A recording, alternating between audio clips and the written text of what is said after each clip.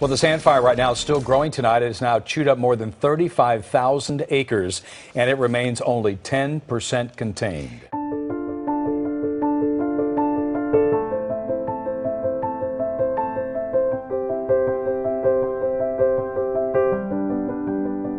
I'm Tim Cook. I'm a firefighter paramedic with Los Angeles County Fire Department, and I attend Real Life Church. On July 22nd, at approximately 2 o'clock in the afternoon, a brush fire started in East Santa Clarita, and that fire became known as the sand fire. When we have the fuel, the brush, heavy brush, the topography, which was extreme and steep, and the weather system that was present that day, everything was in alignment for this to be a catastrophic long-term fire.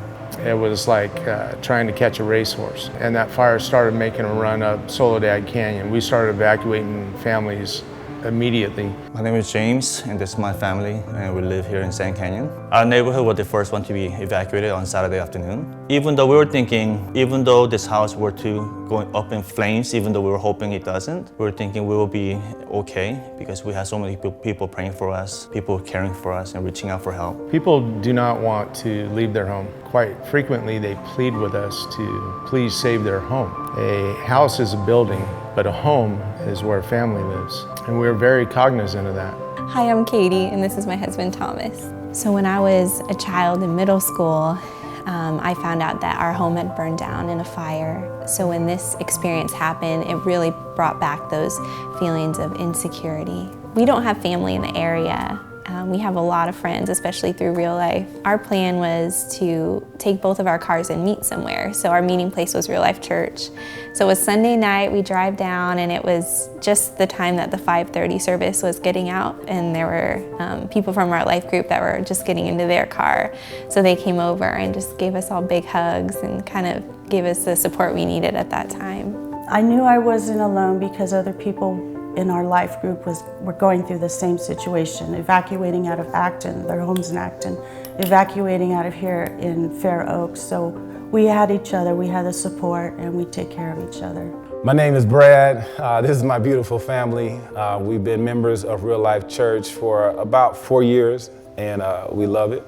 We need all residents to protect the area off The police came, fire department came. They announced that we had to evacuate, mandatory evacuation. We were told to have 2 bags ready, 1 bag for essential items we needed and 1 hefty bag for personal items. So now you're forced to really think about what's most important. We had our most precious asset right here. It was odd how a tragedy of that nature actually brings community to get together, because what happened was neighbors who we hadn't talked to in years were all of a sudden out on the street, concerned and then talking to one another.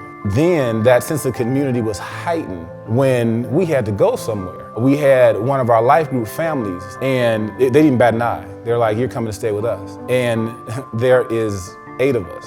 You can't, if you invite us over, you gotta mean it. You can't, it's not a, trying to be nice. No, you gotta think that thing through. Like, I'm inviting a tribe to come in, live in our house, and they didn't bat an eye. When the community comes to help, supporting somebody that doesn't have a place to stay, somebody that doesn't have clothes on their back, they don't have food to eat, the community comes in huge. I don't know where we would be without a community like we have at Real Life, because without family here, they just provide all the things we need.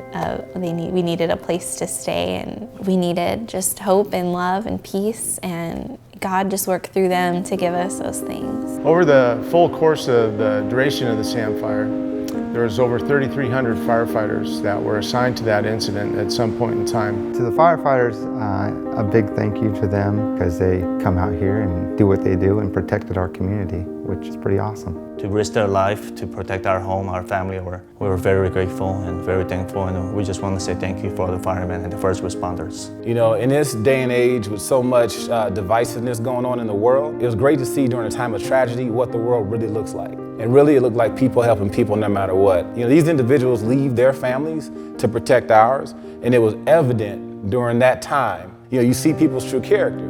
And the fire department, first responders, sheriff department, they responded the same way, with love. Everything was organized, and these men sacrificed their lives to protect ours. So it's something that as a father and as a husband, I'm never, ever gonna forget. Being a firefighter means that you think of others before yourself.